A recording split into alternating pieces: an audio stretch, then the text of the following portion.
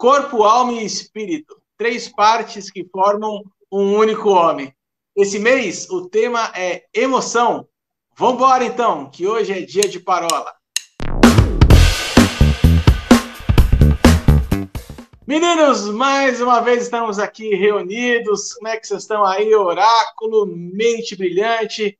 Junto comigo aqui na bancada, direto dos estúdios de São José dos Pinhais, Presidente Prudente, São Paulo. Começamos tema novo, vamos falar sobre emoções. Como é que vocês estão aí, meninos? Eu estou muito emocionado de começar mais uma parola aqui. Diria eu que você poderia ter convocado aqui um grande astro, mas você se recusou. São muitas emoções. Muitas Exatamente. Emoções. A gente começar um novo ciclo de parolas. Olha que bênção. Estou no manto, no mistério, no nébias. E o projeto não para. Como diz o Vanderlei Luxemburgo, o importante é o projeto. E o nosso projeto dos paroleiros não para. Estamos aqui, então, na nossa parola de número 40.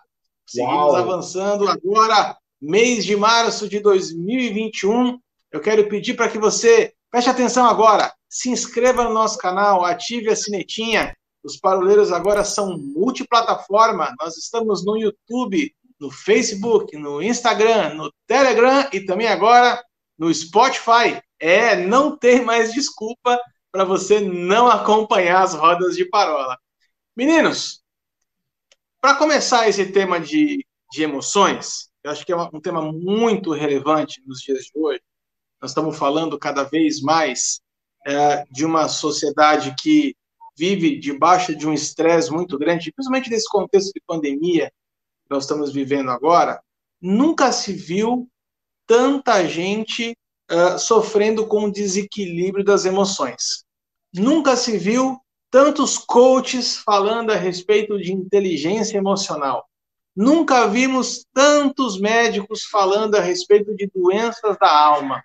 Gente, emoção é o tema do momento mesmo? É o tema do momento, e você falou algo bem interessante. Você falou sobre médicos, né? Outro dia, conversando com uma médica, ela disse para mim assim, você sabe, eu nunca receitei tanto antidepressivo como nessa pandemia. As pessoas hoje estão vivendo num cenário onde a alma ela tem gritado. E algumas das nossas parolas aqui, o Paulinho ele citou algo bem interessante, falou sobre sociedade líquida, né? Onde nós estamos também vivendo numa geração onde, se eu posso dizer assim, os ânimos estão à flor da pele, onde nós estamos muito envolvidos nessa questão, onde nós estamos colocando os nossos sentimentos, as nossas emoções, quando, na verdade, o salmista, ele diz, né? Certa vez ele disse assim, aquieta minha alma. O próprio Deus, ele fala, aquieta-te e sabeis que eu sou Deus. Né? Então, a palavra também vai nos dizer, e será que dentro desse contexto, nós como cristãos, como que nós devemos nos colocar? Como nós devemos nos posicionar à luz da palavra? Kenneth Hagin, em uma das suas obras, ele diz assim, se você cumprir aquilo que está em Colossenses 3,16, que é a palavra habitando ricamente em vós, certamente, no momento de uma pressão, quando você for apertado, você vai gritar a palavra. E hoje nós estamos literalmente como Davi, clamando, porque a nossa alma está clamando, está gritando. Olha que coisa arrepiante. Na hora que você estava falando, eu estava pensando justamente, Will, nessa fala do Davi. Né? Quando Davi ele diz, por que está abatida minha alma? Né? E depois, Davi ele dá uma ordem na sua alma. Ele diz, espera no Senhor. Né? Ele mostra para a sua alma, ele alinha a sua alma, os seus sentimentos, de volta ao caminho da esperança. Quando ele diz, espera no Senhor. De fato, Arthur, você perguntou, é o tema do momento? Cara, sem sombra de dúvidas. Nós estamos em um momento no qual as pessoas gritam, clamam pela manifestação dos filhos de Deus. Tempo de Romanos 8. As pessoas gritam por uma resposta, por uma solução, por um acalento, por uma palavra de ânimo no meio de tantas notícias tristes, né? Sem sombra de dúvidas, é tempo da gente mostrar para a alma das pessoas aonde é possível esperar e descansar, aonde é possível encontrar abrigo, socorro. Lá, aquele socorro de Naum, capítulo 1, verso 7, o socorro bem presente no tempo da tribulação, que só o Senhor pode oferecer. É tempo de conversarmos sobre a alma mesmo. Amém. Até bacana você ter falado a respeito dessa questão de esperança. Até para quem está acompanhando a gente, se vocês puderem, nossas parolas do mês de dezembro de 2020, nós falamos a respeito do advento, né? Que tem tudo a ver com essa questão de esperança. Aonde estamos colocando a nossa esperança. Gente, esse mundo que a gente está vivendo hoje, eu tenho pensado muito a respeito disso.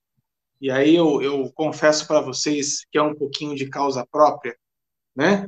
Eu tenho assim uma luta muito grande interna a respeito de ansiedade, e aí eu tenho que constantemente ficar me controlando e pensando nos meus gatilhos emocionais para poder estar sempre em equilíbrio, né?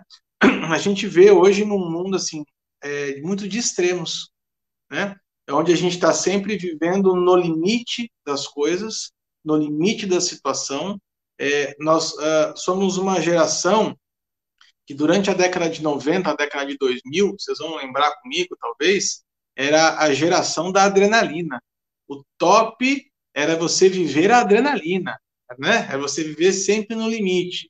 E aí eu vejo isso 20 anos depois, o que a vida constante no limite está trazendo de consequência para a gente, né? Existe um mundo polarizado, né? E aí, automaticamente, nós temos um comportamento bipolarizado. Ora você está lá em cima, ora você está lá embaixo, ora você está lá em cima de novo.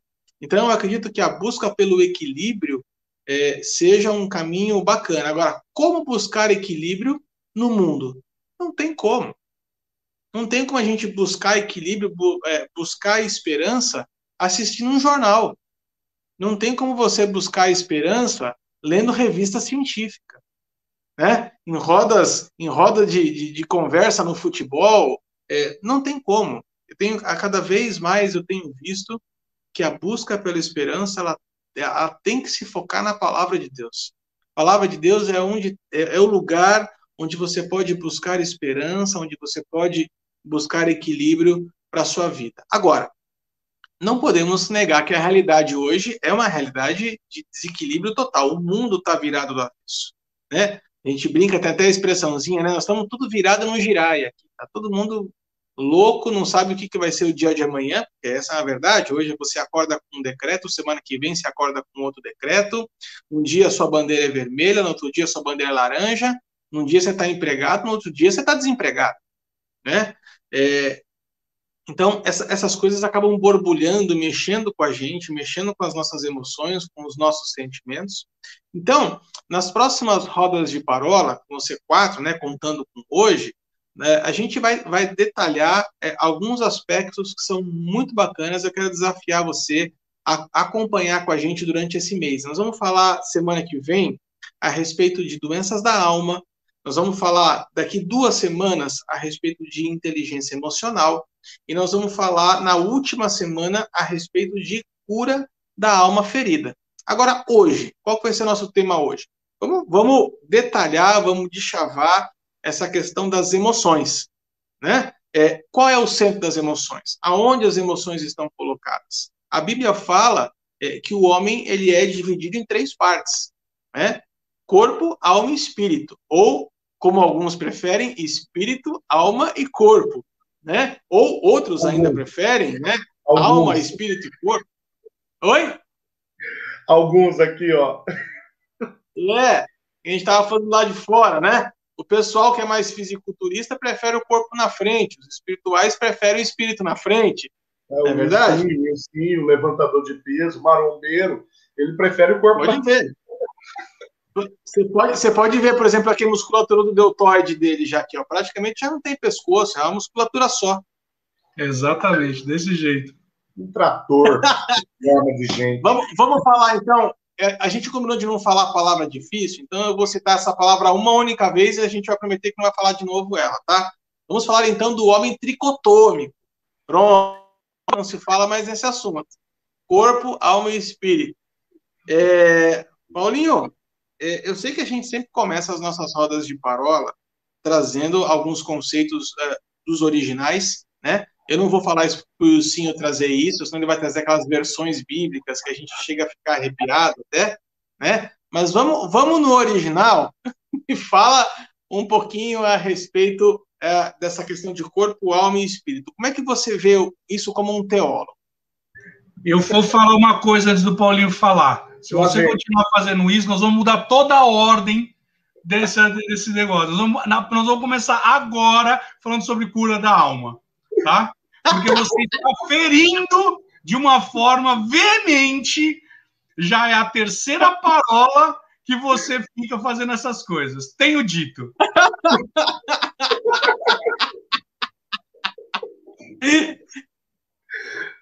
Meu Deus. Hashtag volta, mente brilhante. Ai, meu Deus. Arthur, eu acho que muito mais do que pensar essencialmente nos originais, tem um texto aqui que eu gostaria de destacar, que é um texto da despedida do apóstolo Paulo na sua primeira carta aos Tessalonicenses, lá no capítulo 5 da primeira aos Tessalonicenses, verso 23, Paulo diz o seguinte: o mesmo Deus da paz os santifique em tudo, e que o espírito, alma e corpo de vocês sejam conservados íntegros e irrepreensíveis na vinda de nosso Senhor Jesus Cristo.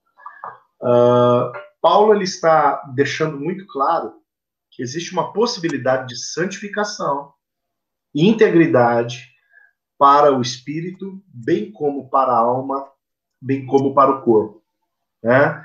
Então, eu acho muito importante a gente levar em consideração essa realidade antes da gente pensar, ou antes da gente entrar profundamente nesses assuntos, né?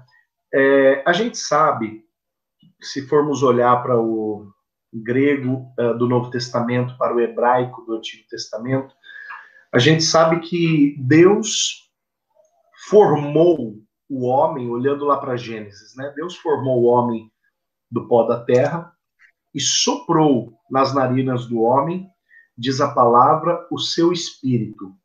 No hebraico, ruach, que no grego tem por correspondente a palavra pneuma, né? Pneuma, assim como ruach, são traduzidos como fôlego. Ruach é muito mais aqui, ó, essa região. Ruach teria como tradução perfeita a garganta, né? Algo que vem de dentro, algo que flui de dentro. E realmente é o que Deus faz com aquele boneco de areia, de terra, para que aquele boneco ganhe vida. Deus sopra do seu interior para o interior de Adão. E o significado de Adão, Adam, né, vem de Adamar, humanidade, o próprio homem, o ser humano. Deus sopra no ser humano daquilo que é seu, do seu interior. Não à toa que nós, então, somos classificados como aqueles que foram criados à imagem e semelhança de Deus. Aquilo que Deus tem no seu interior, ele sopra para o interior do ser humano. E essa mesma palavra, ela tem por correspondente no Novo Testamento o pneuma. O pneuma que aparece com Jesus, lá no final do Evangelho de João, soprando sobre os seus discípulos e dizendo: recebam o Espírito Santo.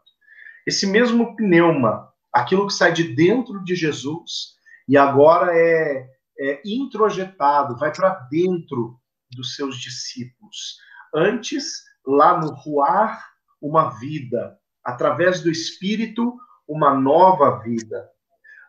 Aí eu entendo eu sou capaz de entender aquilo que o apóstolo Paulo fala quando ele escreve essa despedida, me perdoe usar mais uma vez o termo, Arthur, mas essa despedida tricotômica, né, que parte o homem em três partes, que divide o homem em três partes, espírito, alma e corpo.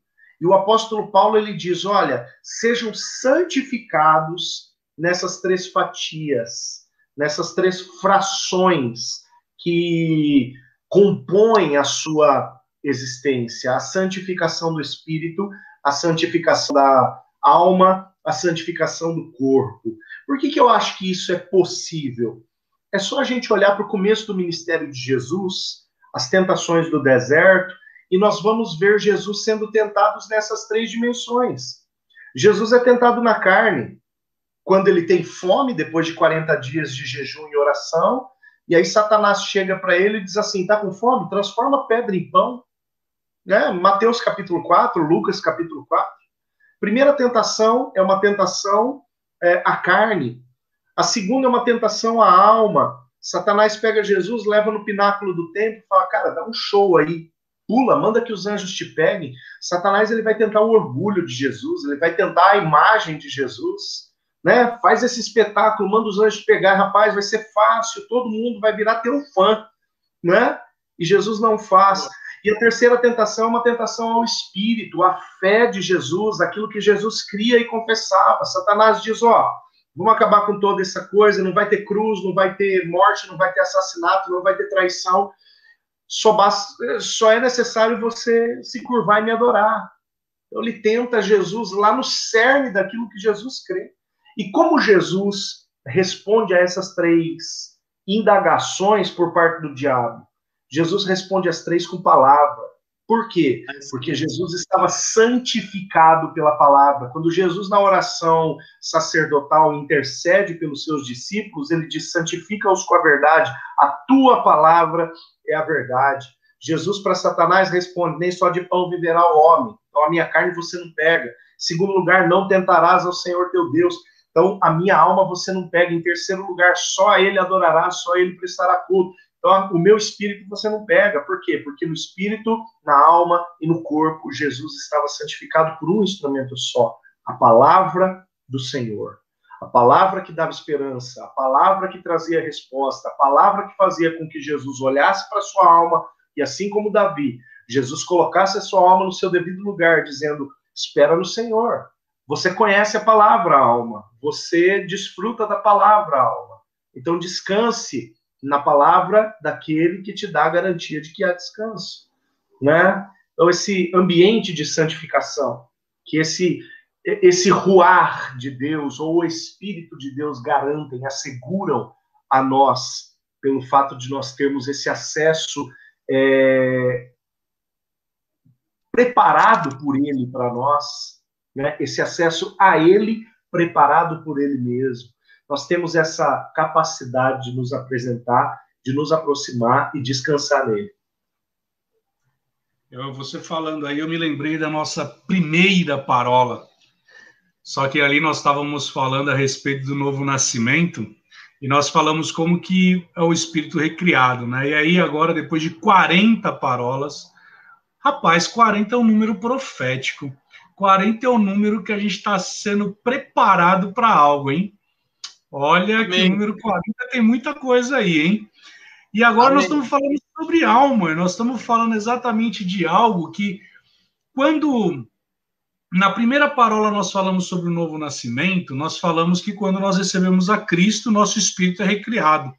E 40 parolas depois, nós estamos falando a respeito da necessidade de cumprimento de algo que está lá em Romanos capítulo 12, verso 2, texto conhecido, né, que nós devemos transformar a nossa mente, porque quando eu transformo a minha mente, quando eu passo por um processo de metanoia, porque essa é a palavra que está lá no grego, né, então está explicando para nós a respeito de que eu preciso ter uma mudança de comportamento. E aí, Paulinho, eu creio que você no teu gabinete, você já deve ter ouvido algo nesse sentido. Eu falei, poxa, mas eu já aceitei a Jesus, por que as coisas não fez um pirim, plim, pim e ponto?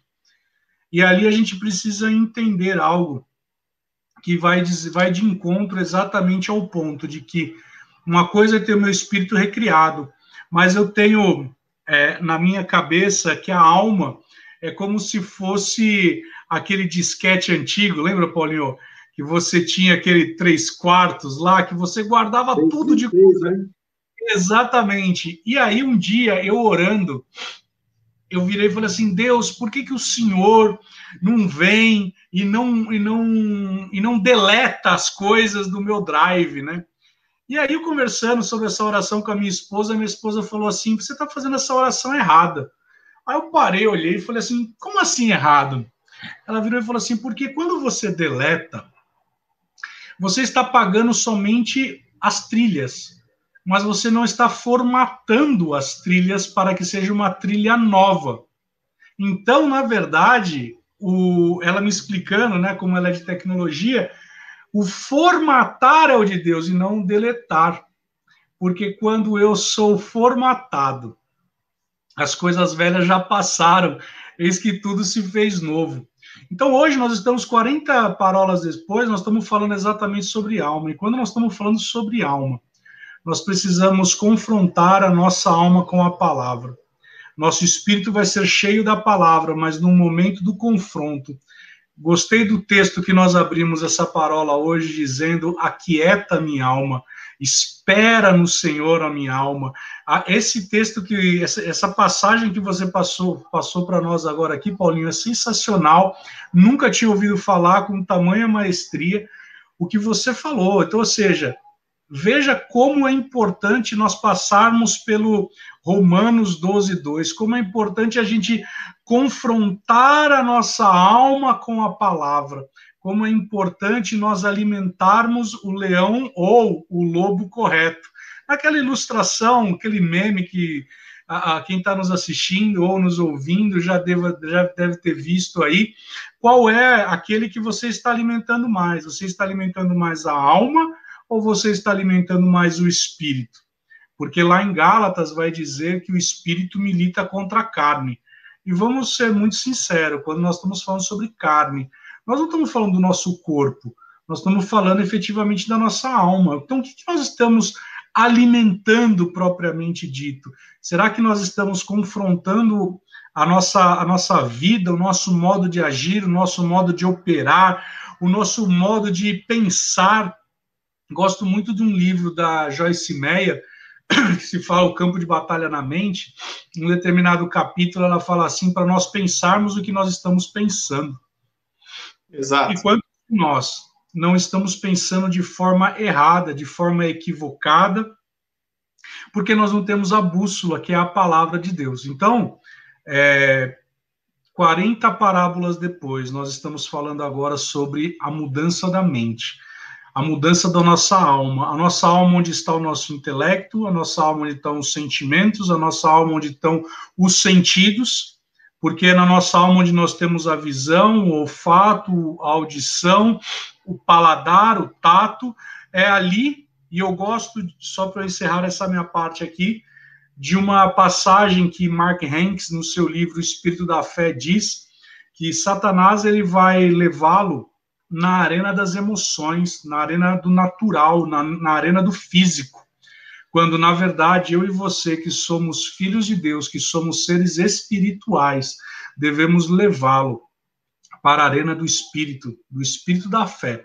porque é ali onde ele vai ser derrotado. E não é à toa que Paulo fala que o justo, ele vive da fé ou pela fé, ou seja, ele tem uma visão espiritual, ele não vive por aquilo que ele sente, por aquilo que ele cheira, por aquilo que ele ouve, ele vive daquilo que a palavra diz que ele é. E é aquele texto que muitas vezes a gente já ouviu, né? Eu sou o que a Bíblia diz que eu sou, eu faço o que a Bíblia diz que eu posso fazer, e eu sou. Então, enfim, você tem que interagir isso dentro do teu espírito. E não é à toa que Deus ele vira para o salmista, aquieta a tua alma, né? E saiba que eu sou Deus. Só um adendo, já que você passou por Romanos, Will. Romanos aponta para uma direção, né? Transformai-vos pela renovação da vossa mente para que conheçais. Para quê? conheçais qual seja a boa, agradável e perfeita vontade de Deus. Boa, agradável e perfeita vontade de Deus é revelada na palavra. Então não existe renovação da mente sem o acesso à palavra. Não existe remédio para a alma sem o acesso à palavra. Porque Jesus vence as tentações do deserto, né? Porque o acesso à palavra já era assegurado a Jesus. É o meio dele vencer. E quando Paulo escreve aos Romanos dizendo que quando a minha mente é renovada, obviamente pela palavra, pelos valores e princípios dela, eu tenho mais acesso à palavra, mais acesso à revelação, está me dizendo que eu tenho mais acesso à cura, eu tenho mais acesso à verdade que vai me curar e vai me manter nesse ambiente de cura e restauração.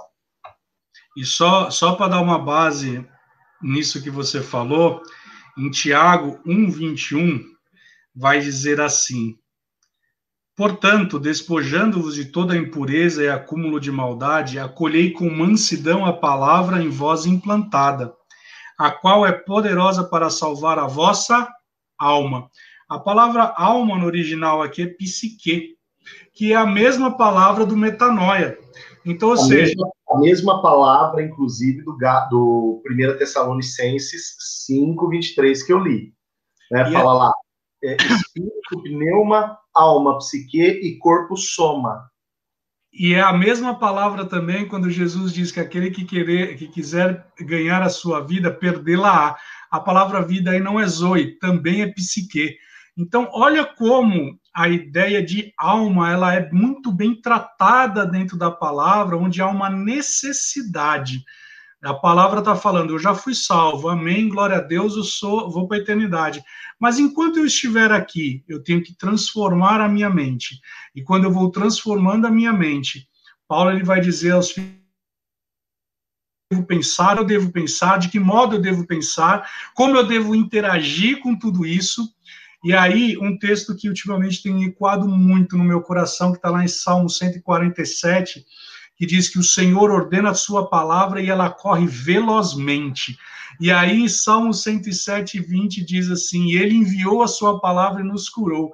Olha que interessante, ele dá uma ordem, que é a palavra dele, ele libera o Logos, que chega para nós como rema, essa palavra corre velozmente, chega ao nosso encontro, interrompe todo o processo de morte e passamos a experimentar aquilo que é da própria palavra.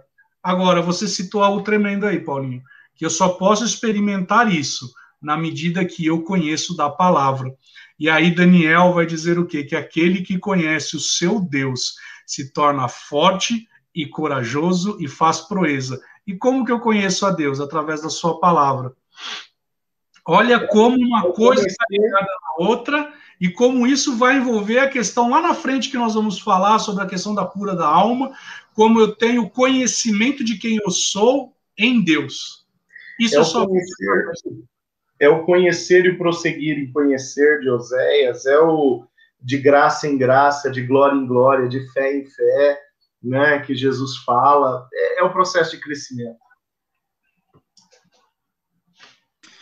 Eu estava escutando vocês aqui e eu estava trazendo à memória algumas palestras que eu estava assistindo nos últimos anos, e uma pessoa que eu tenho muito escutado a respeito dessa questão de alma é o Augusto Cury, cara já escritor bastante conhecido, né? E ele fala a respeito do efeito RAM. O efeito RAM é o registro automático de memória. O que é isso? Tudo que acontece na nossa vida, esse registrador, né? Ele vai gravando as coisas dentro do nosso cérebro, só que ele não grava com os devidos filtros. Então, a gente começa a ter um monte de informação guardada, e se a gente não souber como acessar essas informações, esses fatos, esses acontecimentos, eles geram na gente uma série de reações e de sentimentos que, se isso vier de forma desequilibrada, isso traz um descontrole total da vida. Né? Por isso que é importante a gente ter um equilíbrio, aqui eu vou usar o termo emocional e mental, porque dentro do que nós falamos, né, de pneuma e psique, isso está intimamente atrelado, né? Saúde mental, saúde emocional, a nossa alma, isso tudo está dentro do mesmo pacote. como é importante a gente buscar a direção para isso. Ele fala uma coisa que eu acho muito bacana, que é assim, a gente tem que parar de ser espectador da nossa vida e começar a ser o diretor da nossa história.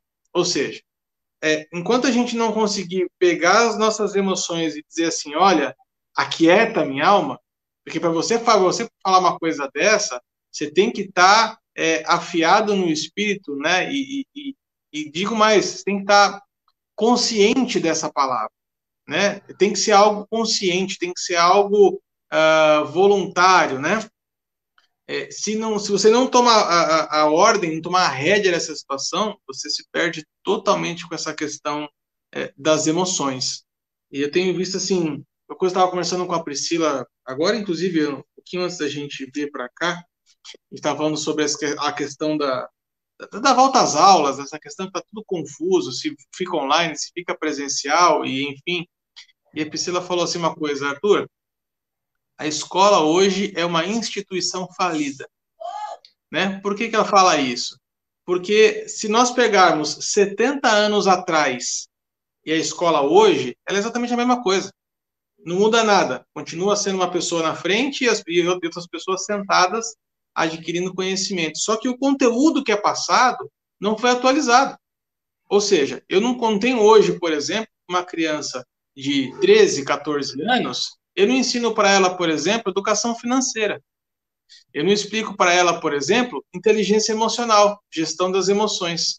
Porque se a gente tem a realidade de que para você enfrentar o mundo hoje, você precisa ter uma inteligência emocional, um equilíbrio emocional, isso tinha que estar sendo tratado com as crianças na escola, né? E a gente não prepara as crianças para isso.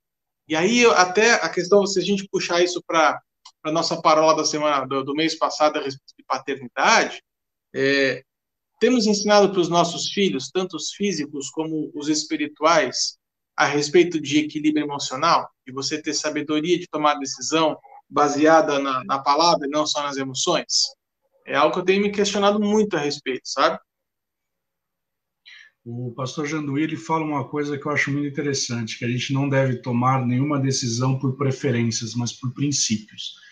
E qual é o princípio que tem que regrar a nossa vida? É a palavra de Deus.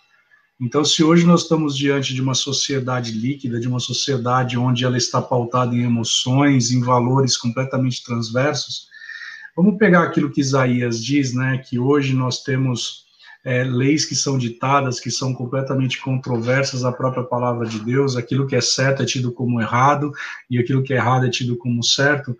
Hoje, quando nós vamos utilizar daquilo que Paulo diz sobre nós exercermos um papel profético, de exortar, de edificar, né, e de consolar, quando você vai levar uma palavra para uma pessoa que está ansiando, né, pela presença de Deus, como que nós podemos chegar diante dela, uma pessoa onde hoje está tão fragilizada, com tantas mágoas, tantas feridas, que ao longo do período, né, eu gosto muito de estudar as gerações, eu gosto de estudar a geração Baby Boom, a geração Y, X, Millennium.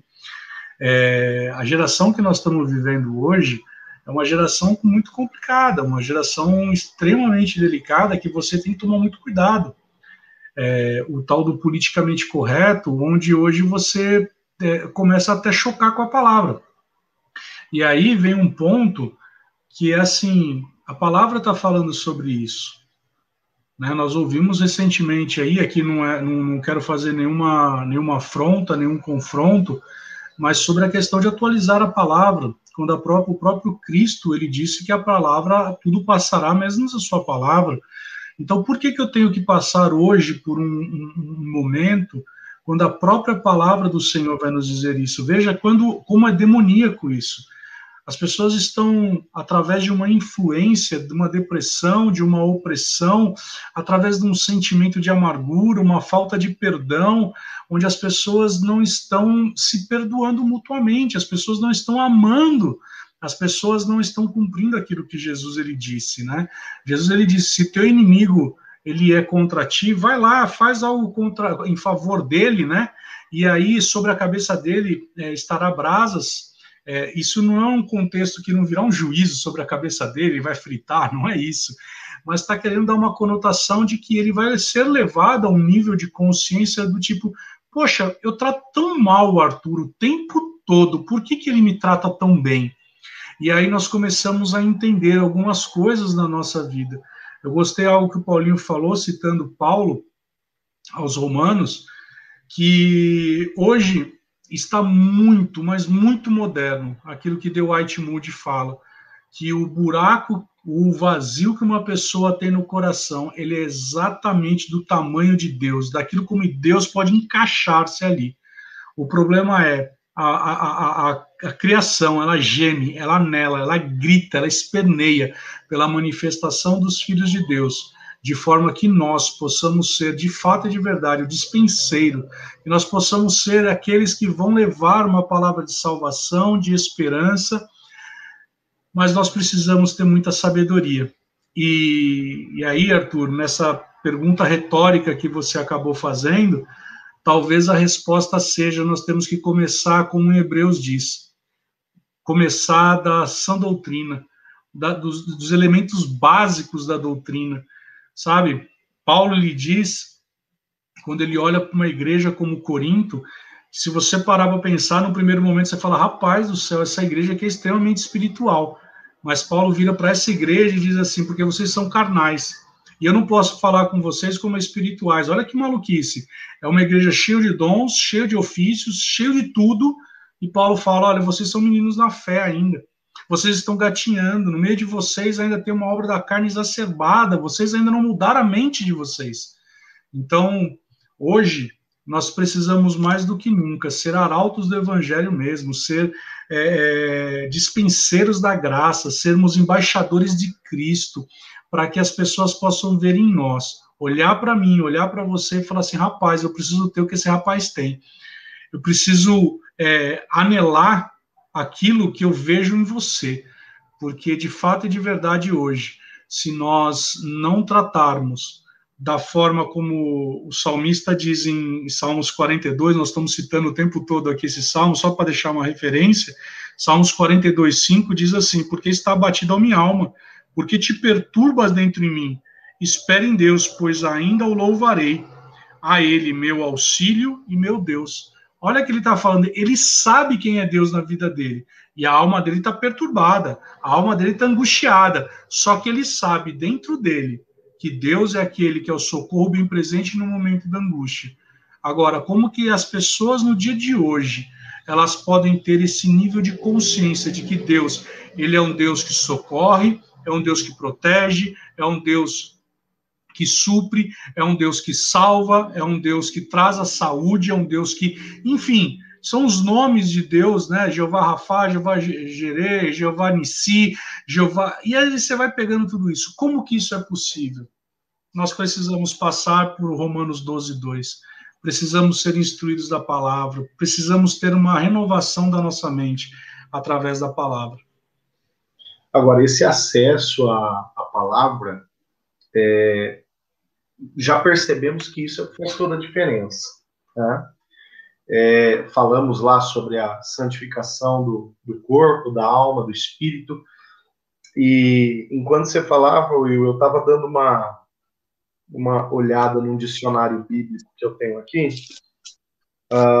na verdade num dicionário grego, né, sobre o grego bíblico, e o interessante é que as definições de psique e pneuma, alma e espírito, elas parecem idênticas até um certo ponto, porque psique, que nós traduzimos por alma, também é sopro, também é fôlego, mas aonde vai se distinguir do pneuma, que única e exclusivamente é fôlego, espírito, vida, tal, vai se distinguir nesse termo aqui. Olha que bacana o termo que esse dicionário traz.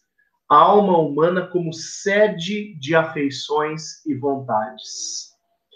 Ou seja, um depósito, um lugar onde eu guardo, onde eu deposito coisas, onde eu deposito valores. Quando eu passo pela palavra, quando eu passo pela renovação da mente que a palavra me proporciona, eu estou decidindo aquilo que vai me guiar. Ou seja, eu guio para dentro de mim aquilo que vai me guiar. Eu dou acesso a dentro de mim, a sede das minhas vontades. Eu dou este acesso à palavra para que a palavra me guie, né? Eu permito que a palavra entre para que a palavra me guie.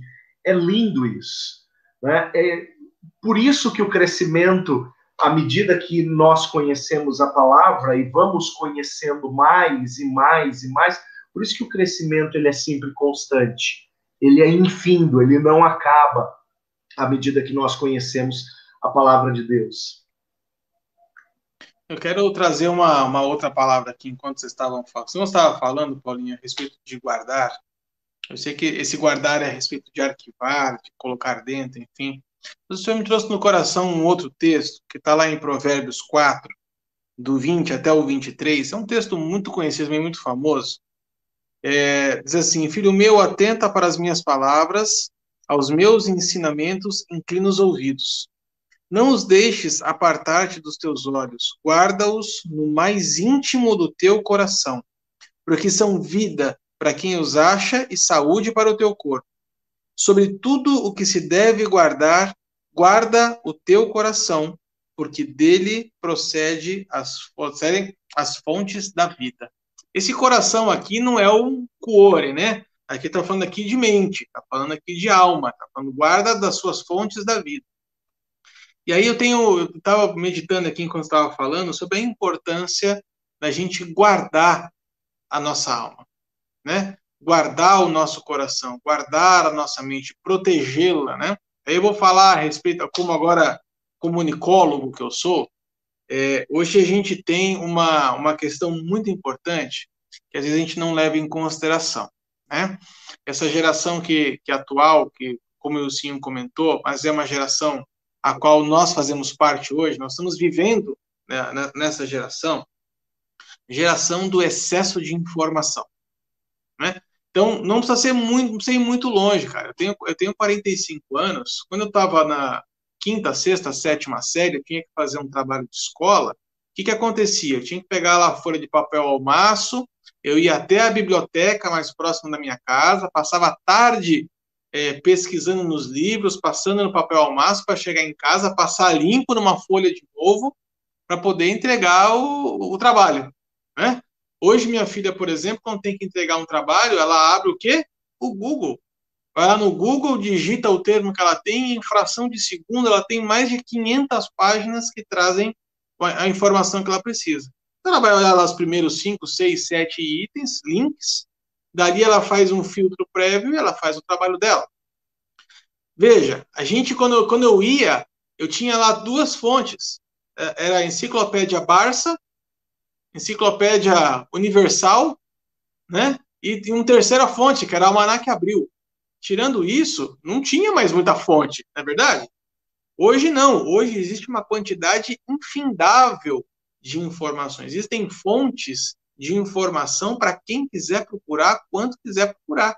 E aí hoje a gente sofre um problema de comunicação, na verdade, são dois problemas. O primeiro chama-se eco, né? Ou seja, a mesma informação repetida várias e várias e várias e várias e várias vezes. O segundo problema é o ruído. Ou seja, a informação ela não vem limpa mais. Ela já vem baseada em outros filtros, uma perspectiva de outras pessoas que reescreveram no blog tal, e aí você pesquisa na internet e tem aquele blog como se fosse a verdade absoluta. Hã? A informação vem adulterada, né? Já vem, exato. Então, assim, você imagina a quantidade de informação que a gente tem acesso hoje. Junte a isso ruído e eco, você vai ter uma fadiga mental e emocional enorme. Então, se eu achava que ir na biblioteca era algo cansativo e que me estressava, minha filha hoje, acessando dentro do quarto dela, se estressa muito mais para conseguir discernir o que é informação correta do que é informação errada. E aí eu paro para pensar e conversar com vocês a seguinte coisa: a nossa alma hoje ela está tão entulhada com eco e com ruído, que se a gente não souber escolher bem as nossas fontes, a gente corre o risco de ter esses desequilíbrios que nós temos hoje. Por isso que é tão importante aquilo que você falou, Paulinho, a respeito de nós buscarmos na palavra, diretamente na palavra, né? Só que o que a gente tem feito muitas vezes é procurado no Google, para o Google dizer para a gente qual é a palavra, em vez de ir direto na fonte, né? A geração que vive de versículo do dia, né? O apóstolo Paulo, ele diz, né, que são muitas vozes nesse mundo, né? Então, o problema é qual voz nós estamos dando ouvido. E muitas vezes nós, por não termos a maturidade e o discernimento a respeito disso, nós estamos dando vozes, ouvidos àquilo que não é o que a palavra está dizendo. Ou nós estamos pegando a palavra, distorcendo para que ela se aplique àquilo que está no nosso coração. Então, nós temos que tomar muito cuidado com isso, né? Recentemente, uma moça da igreja, ela começou a acompanhar, o seu ex-marido apareceu e ele ficou interessado, vamos começar a ir junto, não sei o que lá. E estava indo tudo bem. Aí um dia eu virei para ela e falei o seguinte, olha, tem um negócio aqui que eu queria te dizer, tal, cuidado. Porque, olha, esse texto que o Arthur citou, né? Cuidado porque o teu coração tem que ser bem guardado, porque dele procede as fontes da vida. E passou um tempo, ela virou para mim, passou umas 2, 3 semanas, ela veio conversar comigo. Ela falou, rapaz, você sabe aquilo que você falou para mim? Eu falei, lembro. Ela falou, você sabe, aquilo ali era de Deus, porque, a bem da verdade, ele estava mudando um pouco o conceito e aquilo estava trazendo uma confusão. Aí ela falou assim, mas como que você discerniu isso, né? E aí nós estávamos conversando e tal, e eu falei assim, olha, você tem que ver para os sinais, aquilo que os sinais estão apontando. Agora, como que eu vou saber disso se eu não tenho conhecimento da palavra, se a palavra não está habitando ricamente em mim, né? Acho muito interessante isso que o Paulinho ele citou agora há pouco. Certa vez, o irmão Reagan, ele ficou meio perturbado na sua alma, porque havia uma doutrina muito antiga que misturava exatamente a alma e misturava o espírito, falando que o homem, na verdade, era bidimensional, né, não tricotômico. E aí ele foi estudar Hebreus, capítulo 4, que vai dizer que a palavra ela vem como uma espada e ela separa o espírito da alma, e ela traz o discernimento. Olha que interessante. A palavra ela vai ser como uma espada, e ela vai dividir a alma do espírito. Então, ou seja, é através da palavra que eu vou discernir. Aquieta a minha alma, né? Aquieta. Porque, olha, a palavra está falando isso. E aí, Arthur, quando você citou a respeito desse sentimento que você muitas vezes carrega, quem de nós não carregamos um princípio de ansiedade, de angústia, né? Muitas vezes eu quero que alguma coisa aconteça rápido, ou alguma coisa se estabeleça logo. Lá em 1 Pedro vai dizer, né, para nós nos aquietarmos e lançarmos sobre ele toda a nossa ansiedade, porque ele tem cuidado de nós. Agora, quantos de nós sabemos dessa palavra? Um monte de gente. Quantos de nós lançamos sobre ele, né, esse cuidado? Sabe assim, mas ele cuida de mim. Mas será mesmo que fica aquela dúvida? Mas será? Mas não, eu acho que eu preciso fazer algo. Né? Se eu não fizer, e aí, mas ele fala para lançar. Fala para ele, tá, vamos para lançar. Então, assim, se ainda vão para lançar, não é como o meu pai que vai pescar todo sábado, que ele joga a varinha, fica lá, depois ele puxa. Não, é lançar e deixar, porque ele tem cuidado de nós. E Filipenses vai dizer para nós, né? Para nós não andarmos ansiosos por coisa alguma. Olha o que nós estamos falando de ansiedade e nós estamos falando de angústia. E creio que quando nós vamos falar aqui sobre inteligência emocional, nós vamos falar sobre esses dois tópicos.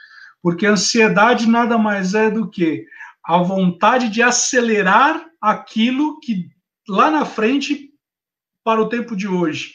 E a angústia é aquilo que eu estou vivendo, eu quero que acelere o fim. Então, ou seja, enquanto a ansiedade eu quero que aquilo que está no futuro aconteça hoje, a angústia, por sua vez, é aquilo que está acontecendo, eu quero que interrompa de bate-pronto.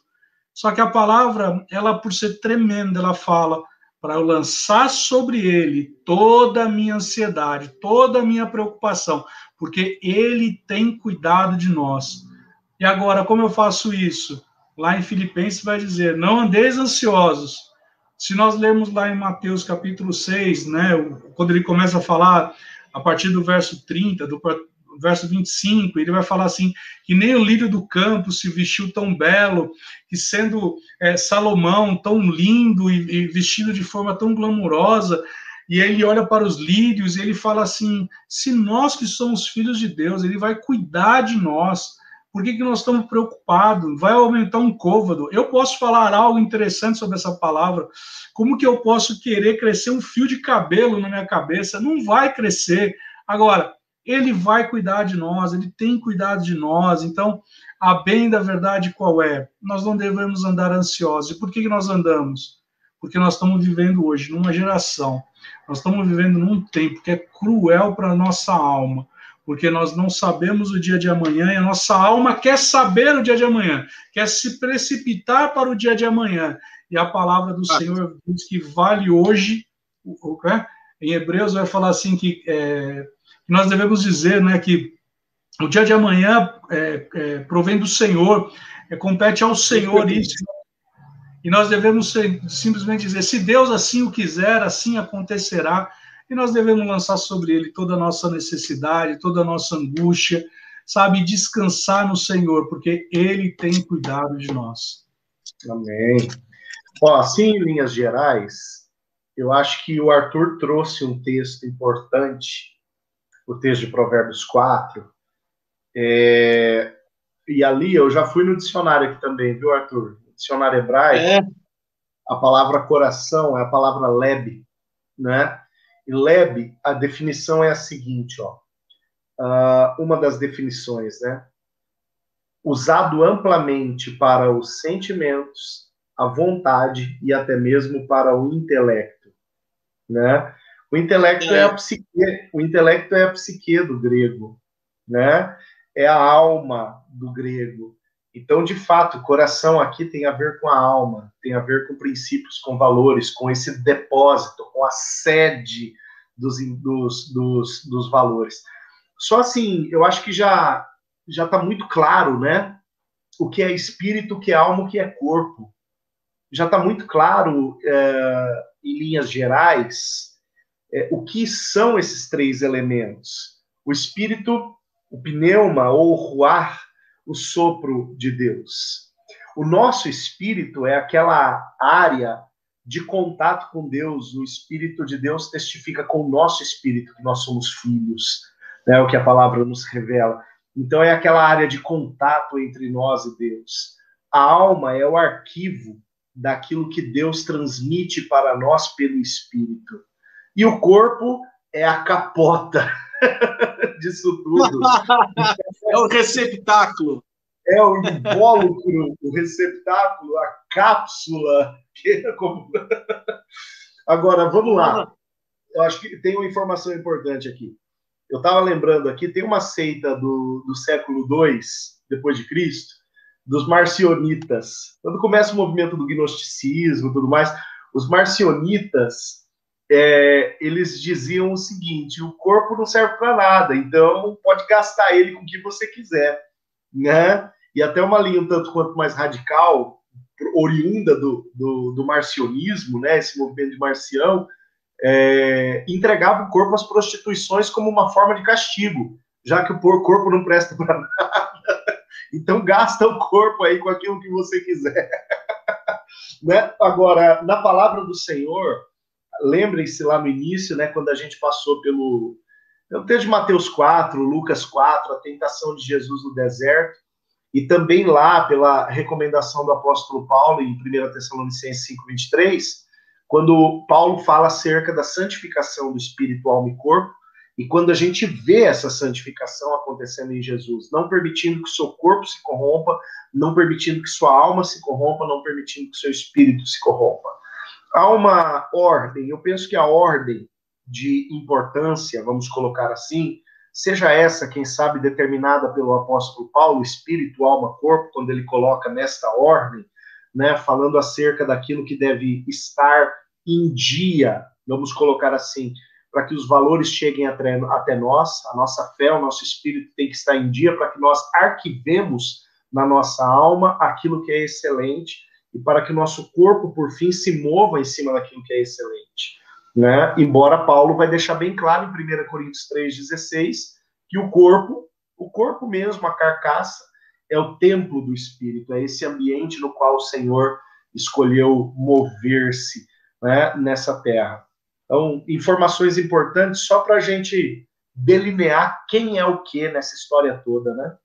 Sim. É bacana a gente até falar a respeito do corpo, né, que tem o seu valor e tem a sua importância também, porque o corpo é o canal pela qual eu toco o outro, não é verdade?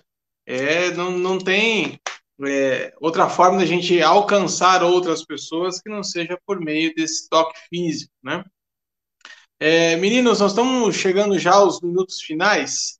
Eu acho que deu para a gente já fazer uma introdução bem bacana sobre essa questão do corpo, alma e espírito, definir quem é o quê, qual é o papel de cada um.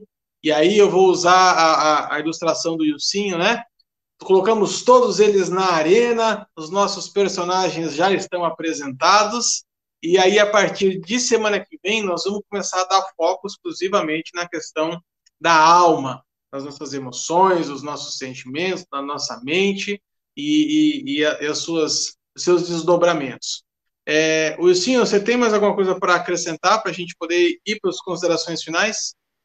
Eu só ia dar uma base para aquilo que o Paulinho falou, que é importante, que está lá em Romanos, capítulo 6, verso 13, porque a gente precisa ter equilíbrio, né? E aí diz assim: nem ofereçais cada um os membros do vosso corpo ao pecado, como instrumento de iniquidade, mas oferecei-vos a Deus como ressurretos dentre os mortos, e os vossos membros a Deus como instrumento de justiça.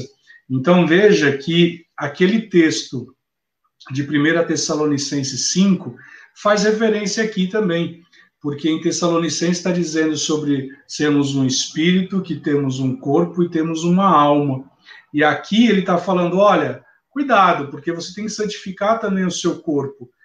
E não é à toa que Paulo ele vai dizer algo similar lá em 1 Coríntios capítulo 6, verso 15, dizendo, não sabeis que os vossos corpos são membros de Cristo.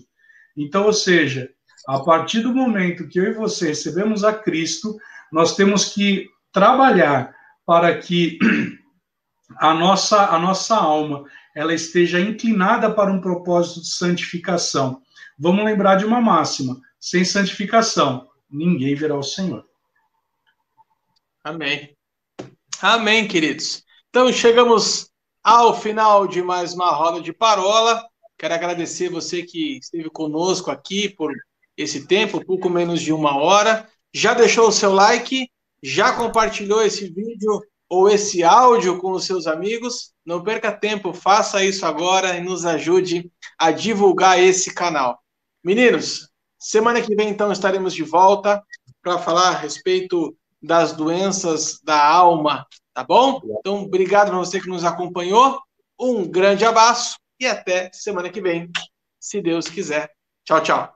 Tchau, povo.